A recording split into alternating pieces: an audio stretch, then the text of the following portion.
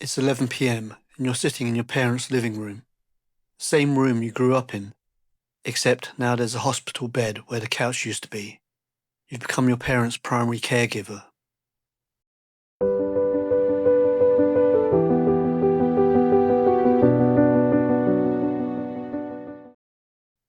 Your phone buzzes.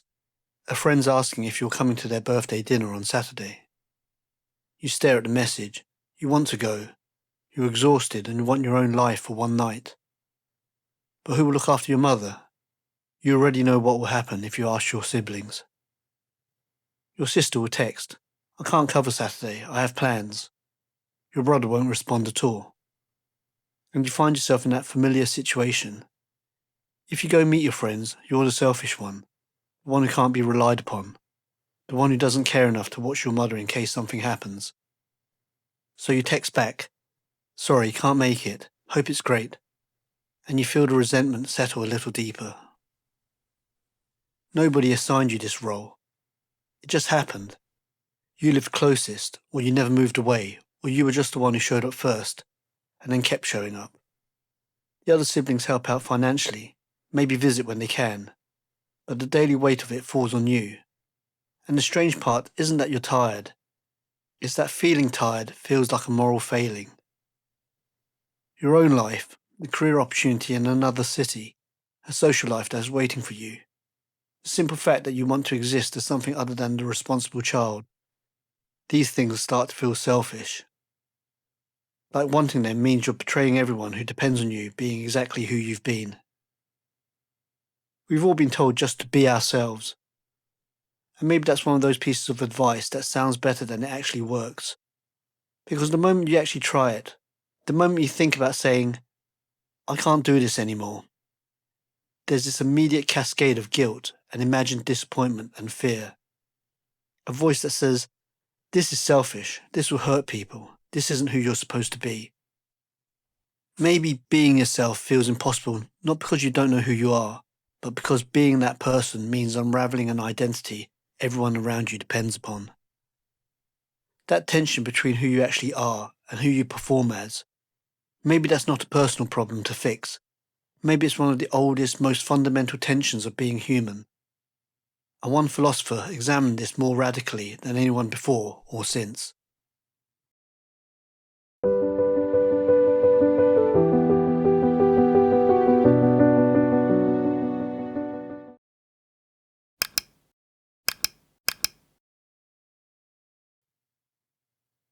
Diogenes was born around 412 BCE in Sinope, a Greek colony on the coast of the Black Sea. He came from a relatively privileged background. His father was a banker or money changer, which meant the family had status and respectability. But then something happened that completely upended his life. His father was caught defacing the currency, either debasing coins or counterfeiting them. It was a serious crime, and the scandal destroyed the family. Diogenes was exiled from Sinope, stripped of his citizenship, his wealth, his social standing, everything that defined who he was supposed to be. That exile seemed to have been a turning point. He arrived in Athens as a nobody, somebody who had lost everything that society said made them a valuable person. And instead of trying to rebuild that status, instead of working his way back up to respectability, he did something strange. He decided to examine whether any of it had mattered in the first place. He became a student of Antisthenes, a philosopher who taught that virtue was the only good, and it had nothing to do with wealth, reputation, or comfort. Antisthenes believed conventional society was built on false values, and Diogenes took that idea and lived it more radically than his teacher ever did. He owned nothing, slept in a large ceramic jar in the marketplace, begged for food, and deliberately violated social norms to demonstrate that they were arbitrary. He wasn't just philosophizing about freedom from convention, he was testing whether a human being could actually live that way and what it would cost. The jar wasn't just where he slept, it was a statement about dependency itself. He was showing that you didn't need the things that usually give other people leverage over you. No home someone could take away, no reputation to protect, no social standing to lose. He embraced being called a dog, which is where the word cynic comes from, kynekos, in Greek, literally dog-like. Because dogs don't worry about social status or what others think. They live according to their nature, without shame or pretense. And Diogenes lived that out to an extreme that made people feel deeply uncomfortable. He begged for food. He pleasured himself in public when he felt the urge, saying that if only he could satisfy hunger by rubbing his belly, life would be much simpler. He carried a lamp through the marketplace in broad daylight, claiming to be looking for an honest man. When he saw a child drinking from cupped hands, he threw away his own cup, realizing even that was an unnecessary possession. The stories about him are almost all confrontational. Plato called him Socrates gone mad. When Plato defined man as a featherless biped, Diogenes plucked a chicken and brought it to Plato's academy, declaring, "Here is Plato's man." These weren't pranks, they were philosophical demonstrations. Every time Diogenes violated a social norm, he was asking, why does this matter? Who decided this rule? What are we actually afraid of? Where we feel trapped by the need to be good and responsible and present for people, Diogenes made himself free by eliminating everything he could be threatened with losing. This is a pretty extreme solution, and honestly one that might feel repellent to think about too seriously. But maybe that's what makes him interesting. His life isn't a practical answer, but it does make visible just how much we're all compromising, how much the social world we live in costs us.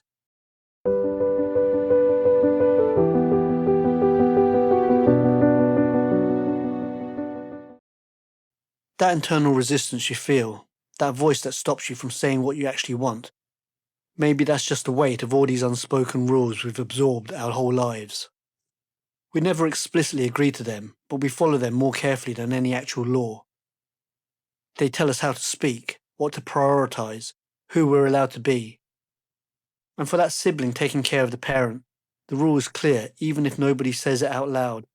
You're the responsible one, and if you stop, everyone will see you differently. So when you think about being authentic in that situation, it feels like breaking the rules. Because it is.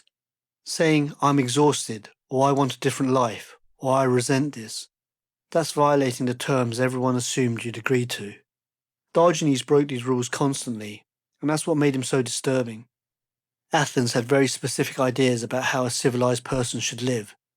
You have a home, you have a trade, and you care about your reputation. Diogenes ignored all of it. He ate in the marketplace instead of at home, showing that eating is just a bodily need, not some ritual that requires privacy. He slept in his jar out in the open.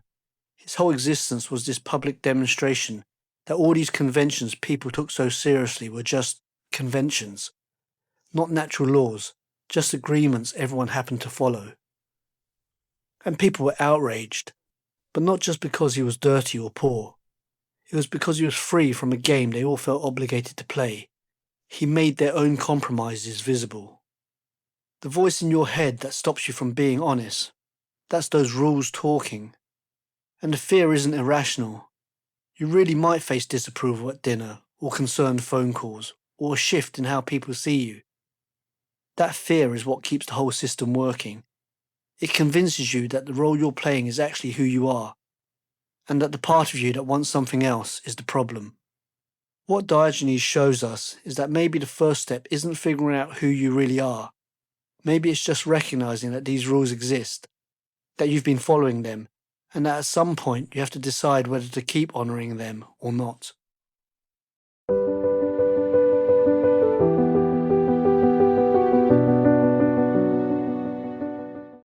The Greeks had a word for this type of rule breaking, parrhesia, practice of radical, often dangerous truth-telling.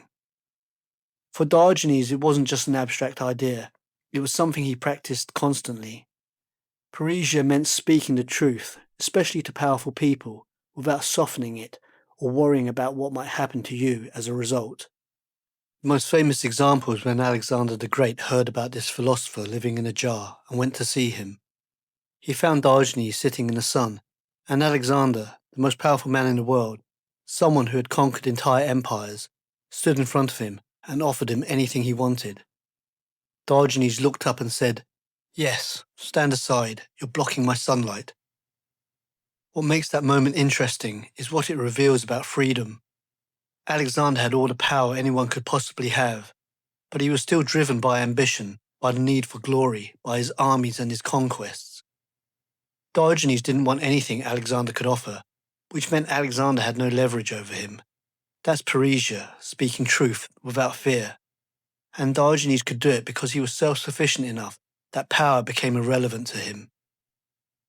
In our world, that kind of direct honesty feels aggressive. Maybe that's because most of our social interactions depend on comfortable fictions. We don't mention the obvious tensions at the family gathering. We accept the roles we've been given to keep the peace. So when someone practices even a small version of parrhesia, when that sibling finally says, "I'm exhausted and resentful and we need to talk about this arrangement," it feels like an attack. And maybe it is, in a sense. Not an attack on people, but on the shared story everyone's been telling to avoid dealing with something difficult.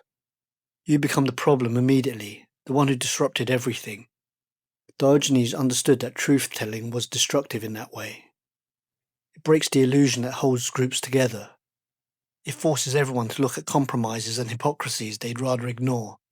That's why it's dangerous. It asks everyone involved to see something uncomfortable. And most people aren't willing to pay that cost, especially when the truth doesn't offer anything comfortable in return. If parrhesia is the sword that cuts through social fiction, then autarkia is the shield that makes its use possible. Autarkia is the cynic idea of self-sufficiency, being completely independent from external validation, from possessions, from what other people think of you. And for Diogenes, this wasn't theoretical. The barrel, the begging, these weren't just symbols of poverty. They were tools. By reducing his needs down to the absolute basics, somewhere to sleep, food, water, he made himself free in a way that even wealthy, powerful people couldn't achieve. He had nothing anyone could take from him, no reputation to protect, no status to lose. His sense of worth came from inside, from living the way he thought was right, and he genuinely didn't care what anyone else thought about it. We tend to think of independence differently. We accumulate things, money, possessions, relationships, achievements, and we imagine that's building security. But maybe it's actually the opposite.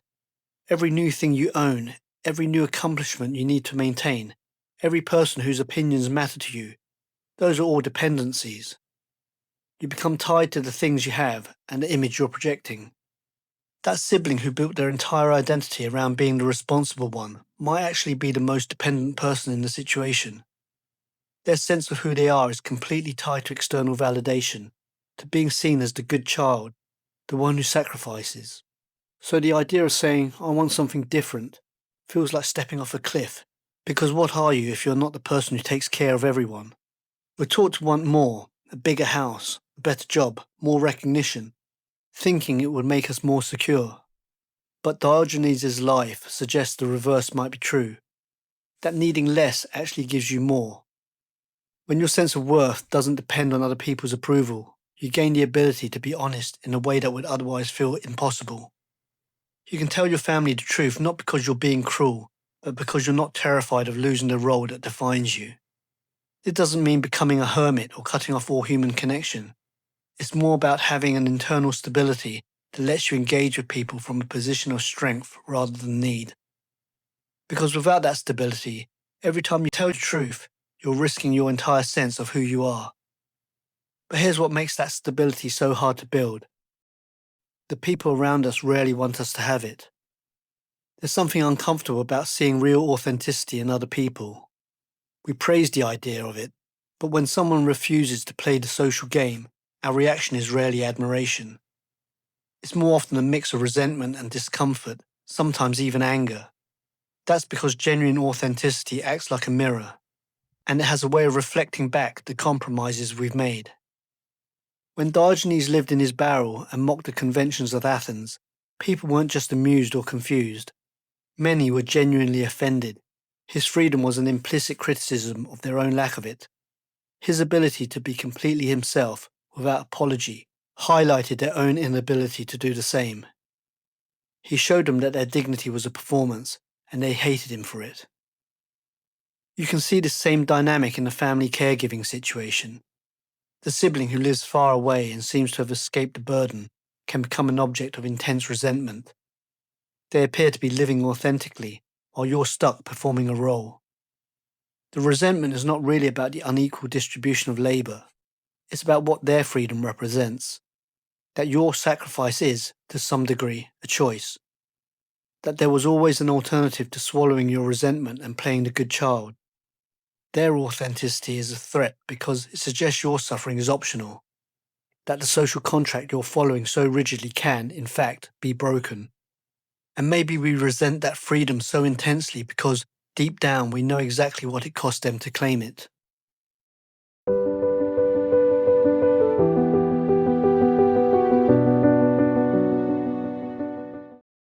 But the freedom Diogenes embodied, the radical authenticity, it comes with an immediate and heavy cost. The Athenians didn't celebrate him as a visionary. They largely viewed him as a public nuisance, a madman, or a dog.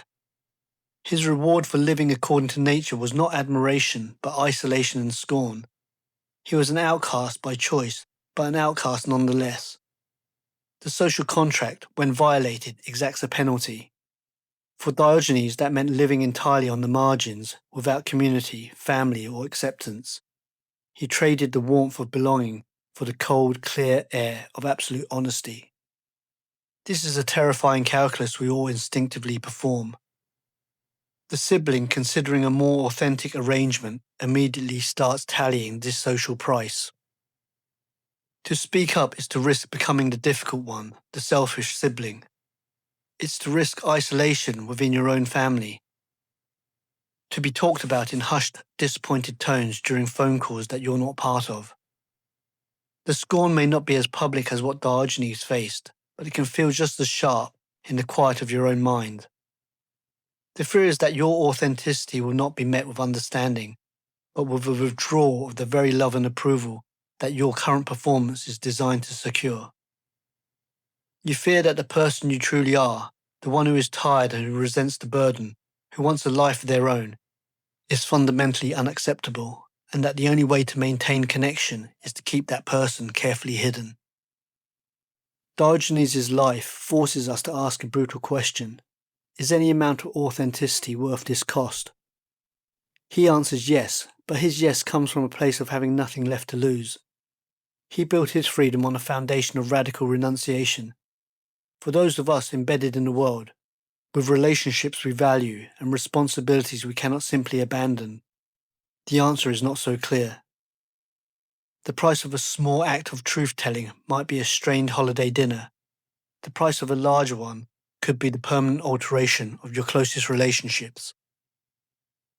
This is why the advice to be yourself rings so hollow. It pretends the choice is simple when the stakes are this high.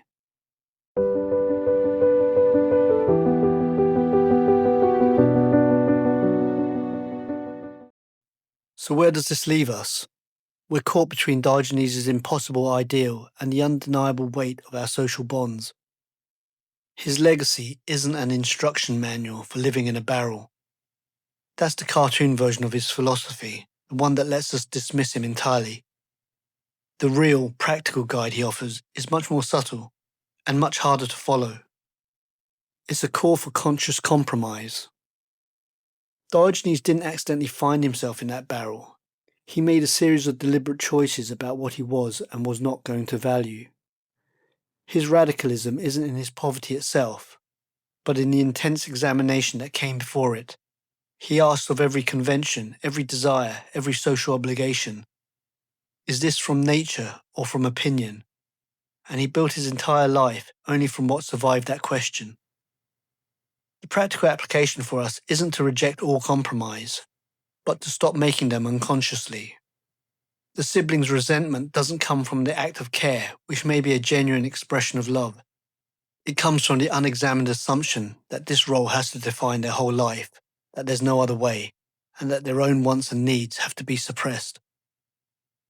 The cynic's question cuts through this. Is this duty from nature or from opinion? The duty to care for someone you love might feel natural, but the unspoken contract that you must do it alone, without complaint and at the total expense of your own life, that is pure social opinion. The path forward is not to abandon the parent, but to consciously renegotiate the terms, to examine the contract and decide which clauses you will uphold and which you will, with quiet courage, revoke. This is the compromised, messy human form of authenticity, not the absolute freedom of Diogenes, but the conscious claiming of small freedoms within the life you already have. It means having the difficult conversation you've been avoiding, not to declare war, but to seek a compromise that accommodates more than one life. It means understanding your value isn't dependent on your performance of a single role. It is the slow, difficult work of building a small measure of autarkia, not by renouncing the world, but by cultivating an internal self-worth that isn't destroyed by a relative's disapproval or a moment of familial tension. You may still choose to care for your parent, but you do so as a conscious choice, an expression of your values, not as a sentence passed upon you. This is the cynic's real lesson. A life lived by default is a form of slavery, but a life of examined compromises, where you understand the price of every choice and willingly pay it for what you truly value, is the closest most of us can come to being free.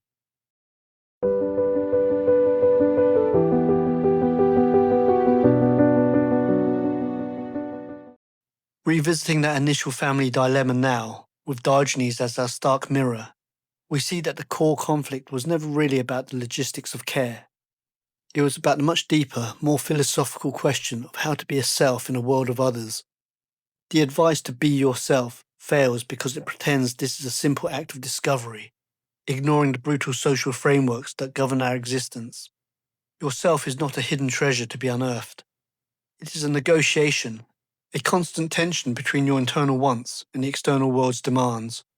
Diogenes chose one extreme pole of that tension, erasing the external world almost entirely. His life is not a solution, but a clarifying extreme, a thought experiment that shows us the logical end of pure authenticity, a freedom that comes at immense cost. The maturity he actually offers is the courage to live without a final answer, to accept that the struggle between social necessity and personal identity is not a problem to be solved, but a permanent condition to be managed. The dream of pure, effortless authenticity is just another social fiction, a comforting story we tell ourselves to avoid the harder work of conscious choice. The goal is not to resolve the tension, but to become aware of it in every compromising moment. To recognize the bargain you are making. This awareness is the freedom Diogenes tried to teach. It is the freedom of seeing the bars of your cage clearly, even if you choose not to leave it. To look at your life, your relationships, your duties without flinching. To understand the cost of your compromises and the shape of your constraints. That was his final philosophy. It won't make the choices easier. It won't dissolve the guilt or erase the resentment or suddenly reveal the right answer. But it might let you stop pretending the cage is invisible. Diogenes can't tell you how to live, but he can show you that you're choosing even when it doesn't feel like a choice. And once you see that, you can't unsee it.